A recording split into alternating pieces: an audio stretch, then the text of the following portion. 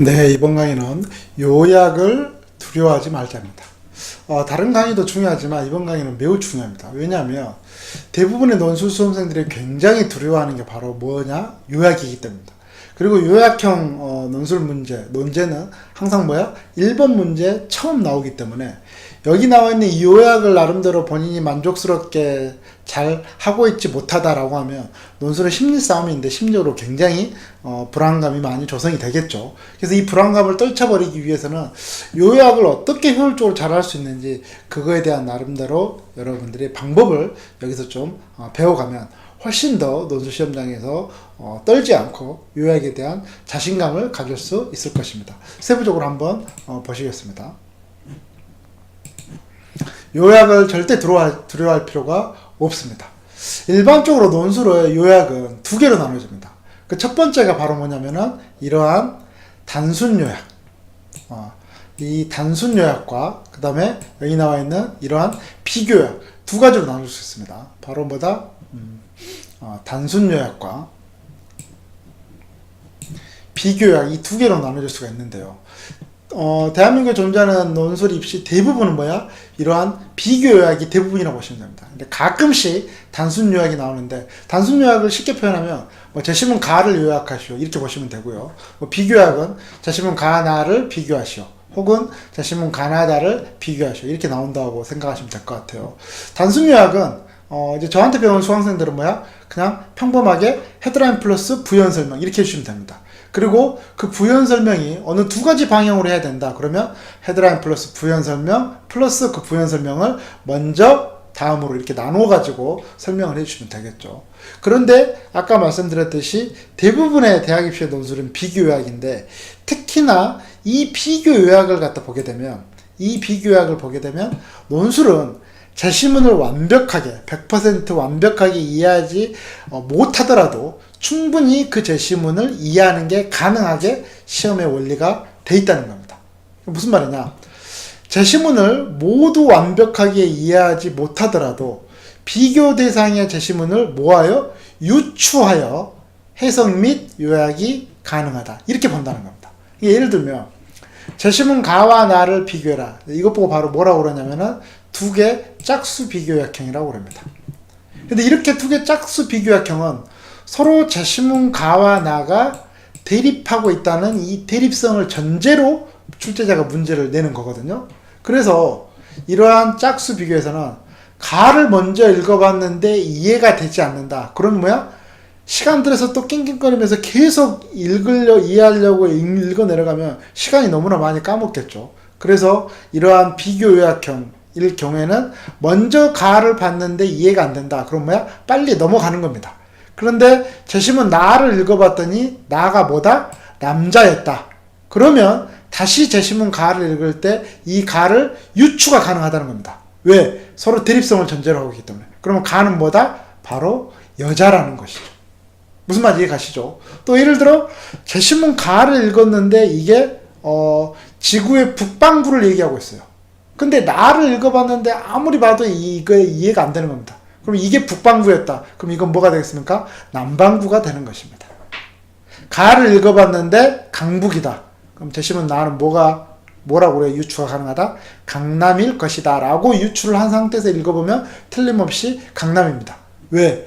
비교라는 건 뭘 전제로 하고 있기 때문에 각 두 제시문의 대립성을 전제로 하고 있기 때문에. 무슨 말인지 아시겠죠? 그 다음에 이렇게도 볼 수 있죠. 이렇게 제시문 가나다가 나오는 거는 세개 홀수 비교라고 하는데요. 난이도는 제가 뭐라고 그랬습니까? 이론 강의에서 두 개 짝수 비교는 난이도가 굉장히 쉬운 거고 세 개 홀수 비교는 뭐야? 난이도가 굉장히 어려운 거다. 그래서 난이도는 어렵지만 그럼에도 불구하고 비교 제시문이기 때문에 뭐다? 유추가 가능하다. 이렇게 본다는 겁니다. 그래서 예를 들어서 이런 경우가 있어요. 제시문 가가 단기적으로 우리가 이해를 했다는 겁니다. 그러면 나와 다는 우리가 어떤 내용일까 모르지만 유추가 가능하다는 겁니다. 출제자 입장에서 보게 되면 항상 논술을 제시문을 읽을 때는 우리 수험생 입장이 아니라 출제자 입장에서 그 제시문을 접근해야 됩니다. 그래서 가가 단기적이라고 나왔다면 나와 다 둘 중에 하나는 장기적으로 나와 있을 가능성이 크다라고 볼 수가 있다는 겁니다. 무슨 말인지 아시겠죠? 그래서 예를 들어서 가가 단기적인데 나는 완벽하게 이해는 못했지만 어설프게라도 장기적, 굉장히 긴 안목에서 보는 것처럼 보인다. 그러면 가는 단기적, 나는 장기적이 되겠죠. 그러면 다는 뭐다? 예를 들어서 가와 나가 합쳐진 단기적 플러스 장기적, 이렇게도 나올 수가 있다는 겁니다. 즉 이러한 세계 홀수 비교는 제가 이론 강의 때 여러분들한테 자꾸 강조한 거민빨이냐 빨판오냐, 즉 세 제시문 중에 두 개의 대립성이 존재하고 하나는 독립적인지, 아니면 각각 세 제시문 다 독립적인지, 그거에 따라서 충분히 우리가 세계 비교 요약형인 이 어려운 난이도의 3자 비교도 유추가 충분히 가능하다. 이렇게 여러분들이 이해를 해주시면 되겠습니다. 그래서 제가 결론적으로 여러분한테 다시 한번 강조를 드리면, 논술은 제시문의 내용을 100% 완벽하게 이해하는 게 중요한 시험이 아니라 한 제시문을 이해했다면 다른 제시문은 출제자의 의도에 따라서, 그리고 제시문 간의 관계에 따라서보다 충분히 유추가 가능하다. 이렇게 했을 때 여러분들이 논술 제시문이 설령 한두 제시문이 이해가 되지 않는다고 하더라도 떨지 않고 자신감을 가질 수 있게 됩니다. 그래서 여러분들이 애초에 논술에서는 제시문이 작게는 3개에서 많게는 제시문이 6개까지도 나오는데요. 그 제시문 중에 하나라도 제시문이 이해가 안 되면 그건 여러분들의 능력이 딸리는 게 아니라 당연히 그럴 수밖에 없게끔 출제자가 된 겁니다. 그러면 그 이해가 안 되는 어려운 제시문은 출제자 입장에서는 여러분들이 100% 이해를 하고 시험을 봐라, 이렇게 의도를 하는 게 아니라 타 제시문과의 관계와 논제의 출제 원리에 따라서 충분히 유추가 가능하다, 이렇게 받아들여 주시면 됩니다. 그리고 덧붙여서 제가 영어 제시문을 한번 말씀드리자면, 대학 입시나 편입 입시에서 몇몇 대학들은 또 제시문이 영어로 나오는 경우도 있죠. 그러면 영어로 나왔을 경우에 제시문 가가 예를 들어서 여자이다. 그러면 제시문 나는 이제 영어 제시문이 되겠죠. 그래서 본인이 영어 실력이 좀 딸리기 때문에 분명히 한글 제시문은 여자인 줄 아는데 제시문 나는 영어로 나와 있어서 문장도 어렵고 단어도 어려워서 무슨 내용인지 모르겠다 하면 가가 여자다. 그러면 나는 남자라고 충분히 유추가 가능하다는 것입니다. 그리고 한 가지 더 팁을 드린다면, 영어 제시문이 나왔을 경우에는 제시문 가가 먼저 영어 제시문이 나와 있다. 그러면 무조건 이거는 패스. 그 다음 한글 제시문을 먼저 보는 겁니다.